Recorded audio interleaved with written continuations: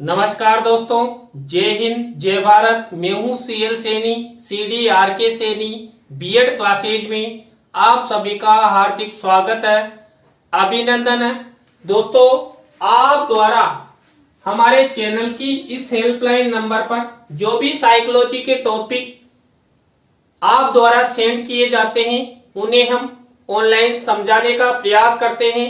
दोस्तों, आज की लाइव क्लास के अंतर्गत हम बुद्धि की विशेषताओं के बारे में आपसे चर्चा करेंगे कि जो हमारी बुद्धि होती है, इंटेलिजेंस होती है, उसकी कौन कौन सी विशेषताएं हैं। तो दोस्तों, आप सब बने रहें हमारे साथ, हमारे इस चैनल के साथ। और दोस्तों, यदि आप हमारे इस चैनल पर पहली बार आए हैं और आप सब हमारे चैनल की प्रतिदिन वीडियो देखना चाहते हैं तो हमारे चैनल को सब्सक्राइब करें और पास ही बने बेल आइकन के बटन को जरूर दबावें, जिससे हमारे द्वारा जब भी कोई न्यू लाइव क्लास चलाई जाती है या वीडियो अपलोड किया जाता है तो उनके नोटिफिकेशन आपको मिल सके और आप अच्छा अधिगम करते हुए आपके लक्ष्य तक आप पहुंच सके। तो दोस्तों, यहाँ पर जो हमारे मनोवैज्ञानिक हुए हैं, इन मनोवैज्ञानिकों ने बुद्धि की अनेक विशेषताएं बताई है। उनमें से कुछ विशेषताओं के बारे में आपसे चर्चा करेंगे।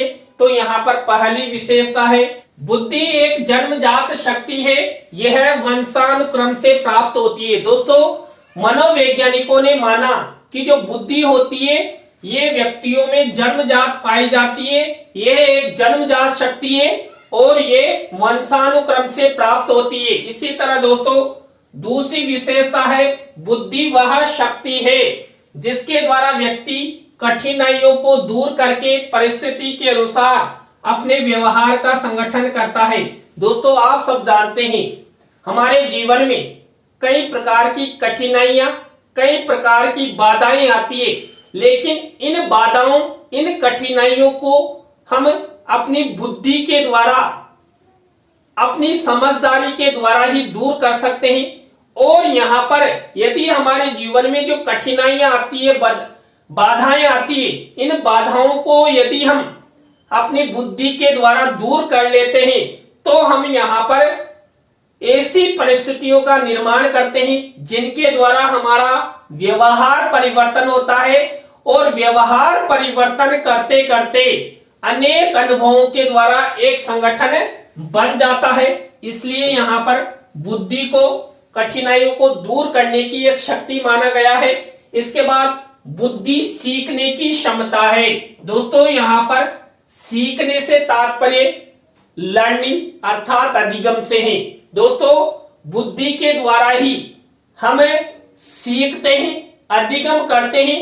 तो एक तरीके से जो बुद्धि होती है ये अधिगम की क्षमता है, ये व्यक्ति को क्षमतावान बनाती है और बुद्धि के द्वारा ही किसी भी प्रकार का कोई कार्य करते हुए, लक्ष्य की ओर बढ़ते हुए हम अपने जीवन में इसको प्राप्त करने का प्रयास करते हैं। बुद्धि अतीत अनुभवों से लाभ उठाने की योग्यता है। दोस्तों, अतीत अनुभव से तात्पर्य हमारे जीवन में जो पूर्व में जो हमें अनुभव मिले हुए हैं, उन्हीं अनुभवों के द्वारा हम अपनी बुद्धि का प्रयोग करके नवीन परिस्थितियों का निर्माण करते हैं और नवीन परिस्थितियों के अंतर्गत हम अच्छा ज्ञान प्राप्त करते हैं। हम पूर्व अनुभवों से अवगत होकर नए अनुभवों को प्राप्त करने का प्रयास करते हैं।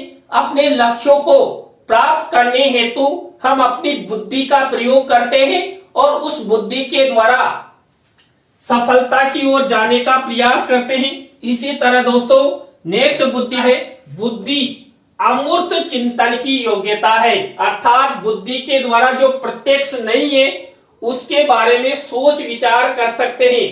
दोस्तों, बुद्धि के द्वारा हमें जो प्रत्यक्ष वस्तुएं दिखाई देती है उन वस्तुओं के बारे में विचार विमर्श कर सकते हैं और बुद्धि के द्वारा दोस्तों जो हमें दिखाई नहीं देता ऐसी वस्तुओं, पदार्थों या तथ्य के बारे में भी हम अपनी बुद्धि का प्रयोग करके उन पर विचार विमर्श कर सकते हैं। इसी तरह दोस्तों, नेक्स्ट बुद्धि की विशेषता है, बुद्धि विभिन्न योग्यताओं का समूह है। दोस्तों यहाँ पर हमारे जीवन में प्रत्येक व्यक्ति के साथ अनेक प्रकार की योग्यताएं होती है, चाहे वो शारीरिक हो, मानसिक हो। तो यहाँ पर बुद्धि प्रत्येक व्यक्ति को अनेक प्रकार की योग्यताएं प्रदान करती है, क्योंकि यहाँ पर उन योग्यताओं को प्राप्त करने में बुद्धि की अहम भूमिका होती है। बिना बुद्धि के हम उन योग्यताओं को प्राप्त नहीं कर सकते। इसी तरह दोस्तों नेक्स्ट बुद्धि की परिभाषा है, बुद्धि सभी प्रकार की विशिष्ट योग्यताओं का निचोड़ अर्थात सार है। दोस्तों हमारे जीवन में जो भी हम अधिगम करते हैं, जो भी ज्ञान प्राप्त करते हैं, उस ज्ञान के बारे में कहा जाता है कि ये सब इस व्यक्ति या इस बालक में अच्छी बुद्धि होने के कारण ही इसने अच्छा अधिगम किया, अच्छे ज्ञान की प्राप्ति की। यदि हम लोगों में अच्छी बुद्धि नहीं होगी, हम प्रतिभाशाली नहीं होंगे और हमारा आईक्यू लेवल औसत से अधिक होगा, तभी हम सभी क्षेत्रों में अपना विकास कर सकते हैं, हमारे जीवन के लक्ष्यों को प्राप्त कर सकते हैं, हम किसी भी प्रकार की प्रतियोगिता परीक्षाओं की तैयारी कर सकते हैं। बिना आईक्यू लेवल वाला बालक या व्यक्ति सफल नहीं हो सकता, क्योंकि किसी भी प्रकार के अधिगम हेतु हम लोगों में बुद्धि का होना अति आवश्यक है। इसलिए यहाँ पर बुद्धि को विशिष्ट योग्यताओं का निचोड़ अर्थात सार माना गया है। इसी तरह दोस्तों बुद्धि द्वारा अर्जित ज्ञान को नई परिस्थितियों में उपयोग किया जा सकता है। दोस्तों यदि किसी व्यक्ति ने यहाँ पर कोई ज्ञान प्राप्त कर लिया है, अब उस ज्ञान को कुछ अपनी बुद्धि का यूज करते हुए ही हम नवीन परिस्थितियों में या नवीन आविष्कारों में उसका प्रयोग कर सकते हैं। दोस्तों ईश्वर ने हमें मनुष्य रूप प्रदान किया है और ऐसा कहा जाता है कि करोड़ों योनियों के बाद हमें मनुष्य जीवन मिलता है। तो इस जीवन में जो हमें बुद्धि मिलती है, इस बुद्धि का सदुपयोग करना चाहिए, समाज की भलाई के लिए कार्य करना चाहिए, समाज के लिए नए आविष्कार करने चाहिए। तो यहाँ पर जो हम जीवन में जो भी ज्ञान अर्जित करते हैं, उस ज्ञान में अपनी बुद्धि का प्रयोग करके नई परिस्थितियों का निर्माण किया जा सकता है, अर्थात समाज के लिए लाभदायक नए आविष्कार उत्पन्न किए जा सकते हैं। समाज में कोई ऐसा कार्य किया जा सकता है जो सर्व समाज के लिए अच्छा हो, सर्व समाज को आगे बढ़ाने में योगदान देता हो। इसी तरह नेक्स्ट बुद्धि की विशेषता है, बुद्धि के सहारे ही व्यक्ति अपने उद्देश्यों को पूरा करने के लिए उसके अनुरूप कार्य करता है और निर्णय लेता है। दोस्तों हमारे जीवन में कई प्रकार के उद्देश्य होते हैं, कई लक्ष्य होते हैं। अब उन लक्ष्यों की प्राप्ति के लिए हम कई प्रकार का कार्य करते हैं, अन्य व्यक्तियों से मिलते हैं, आर्थिक रूप से भी हम खर्चा करते हैं।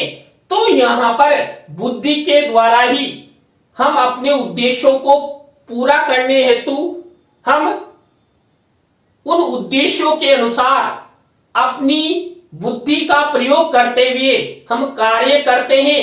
और यदि हम एक निश्चित क्रम में लगातार अपनी बुद्धि का प्रयोग करते हुए उस कार्य को करते हैं, तो दोस्तों हम एक दिन जरूर सफल होते हैं, हमारा लक्ष्य हमें जरूर प्राप्त होता है और वही लक्ष्य हमारे जीवन को सार्थक बनाता है। इसी तरह दोस्तों नेक्स्ट बुद्धि की विशेषता है, बुद्धि और ज्ञान में अंतर होता है। दोस्तों हमारी बुद्धि और जो हमें ज्ञान मिलता है उसमें अंतर होता है।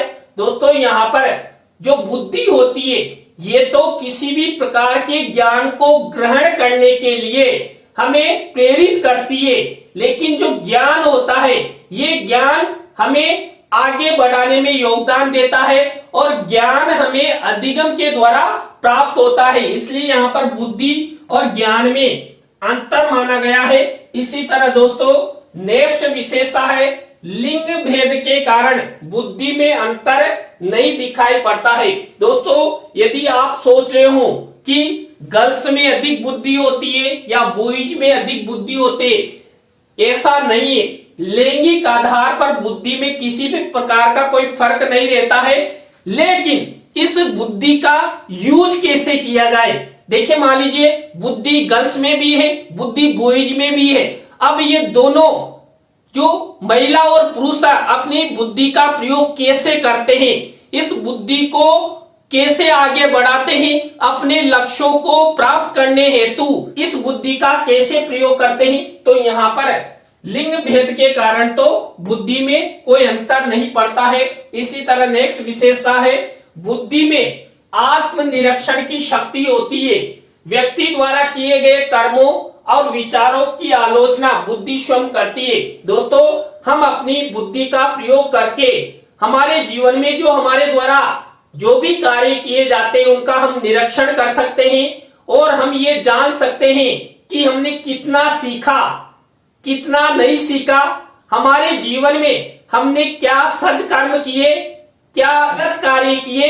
तो इन सब के बारे में विचार विमर्श निरीक्षण हम बुद्धि के द्वारा कर सकते हैं। इसी तरह दोस्तों, बुद्धि किसी समस्या को समझने का प्रयत्न करती है और समझकर मस्तिष्क को निर्णय करने के लिए प्रेरित करती है। दोस्तों, आप सब जानते हैं, हम ये मानते हैं कि किसी भी कार्य की सफलता, किसी भी लक्ष्य की प्राप्ति हेतु हम बुद्धि लगाते हैं।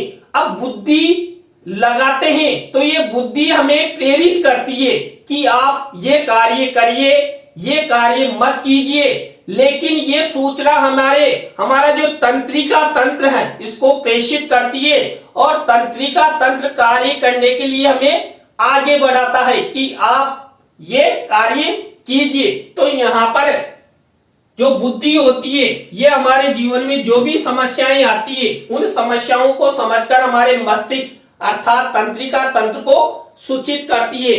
बुद्धि व्यक्ति को वातावरण के समायोजन करने में मदद करती है। दोस्तों, यदि हम वातावरण के अनुरूप समायोजित हो जाते हैं तो हम अच्छा अधिगम करते हैं, हम अपने लक्ष्यों की प्राप्ति करते हैं। तो यहाँ पर जो ये वातावरण है, इस वातावरण में समायोजित होने की समझ भी हमें बुद्धि ही प्रदान करती है। हमारी बुद्धि कहती है कि बेटा इस वातावरण में रहना सीख लो। यदि आपको अच्छा डॉक्टर, अच्छा इंजीनियर, अच्छा आईएएस आईपीएस बनना है तो जो भी वातावरण मिल रहा है इस वातावरण के अनुकूल हो जाओ, तभी आप सफलता के मार्ग पर जा सकते हो, अपने जीवन के लक्ष्यों को प्राप्त कर सकते हो। इसी तरह दोस्तों, नेक्स्ट विशेषता है, यहाँ पर बुद्धि से व्यक्ति को विवेकशील चिंतन तथा अमूर्त चिंतन करने में भी मदद मिलती है। दोस्तों, हमारे जीवन में कई प्रकार के हम निर्णय लेते हैं, वो विवेकशील निर्णय भी होते हैं। यहाँ पर बुद्धि स्व विवेक से निर्णय लेने की क्षमता में प्रदान करती है और हम किसी भी वस्तु, पदार्थ या तथ्य के बारे में अमूर्त चिंतन करना चाहते हैं, उसके बारे में भी बुद्धि हमारी मदद करती है। इसी तरह दोस्तों, नेक्स्ट बुद्धि की विशेषता है, बुद्धि व्यक्ति को विभिन्न प्रकार की बातों को सीखने में सहायता प्रदान करती है। यानी कि हमारे वातावरण में जो कोई भी पदार्थ है, वस्तु है, तथ्य हैं, उन सब के बारे में सीखने अर्थात अधिगम करने में ये हमारी मदद करती है, हमारा सहयोग करती है। इसी तरह दोस्तों, मनुष्य की बुद्धि पर उसके आसपास के वातावरण का अनुकूल और प्रतिकूल दोनों प्रकार का प्रभाव पड़ता है। दोस्तों, हम जिस वातावरण में रहते हैं उस वातावरण का बुद्धि पर प्रभाव पड़ता है। यदि हम अच्छे वातावरण में रहते हैं तो हमारी बुद्धि भी अच्छी सकारात्मक विकसित होगी, हम सकारात्मक कार्य के बारे में चिंतन करेंगे। और हम ऐसे गलत वातावरण में रहते हैं तो हमारी बुद्धि भी गलत वातावरण जैसे ही हो जाएगी। इसलिए यहाँ पर जो मानव की बुद्धि है ये वातावरण के द्वारा प्रभावित रहती है। इसी तरह बुद्धि मनुष्य की कई विशेषताओं और क्षमताओं को दर्शाता है। दोस्तों, जो बुद्धि होती है, ये बुद्धि मनुष्य की योग्यताओं को दर्शाती है, मनुष्य की क्षमताओं को दर्शाती है और इसी के द्वारा मानव अपने लक्ष्यों को प्राप्त करता है। इसी तरह दोस्तों बुद्धि के सहारे ही व्यक्ति किसी समस्या के समाधान तक पहुंचता है या पहुंचने का प्रयास करता है। दोस्तों मैंने आपको शुरू में भी बताया था, हमारे जीवन में कई प्रकार की समस्याएं आती है, बाधाएं आती है। अब इन समस्याओं को दूर करना या इन बाधाओं से लड़ने की शक्ति हमें बुद्धि ही प्रदान करती है।